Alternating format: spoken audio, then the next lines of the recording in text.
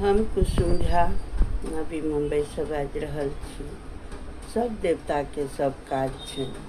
अखन साउन भरि भोला बाबा के भार सुपल जल छनि। सब गोटा जनैत हेबै कि अखन देवशयनी एकादशी दिन भगवान सुति रहलखिन हँ, तखन हुनके ऊपर भार छनि। तकर बाद कृष्णाष्टमी हैत, कृष्ण भगवान के ऊपर इंद्र पूजा, इंद्र भगवान सब देवता के भार देने छथिन 4 महीना।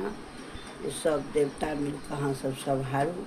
4 महीना वो सुतल छथिन। जहन देवउठान एकादशी हैत तखन ओ जगथिन, ओ अपन भार लेथिन।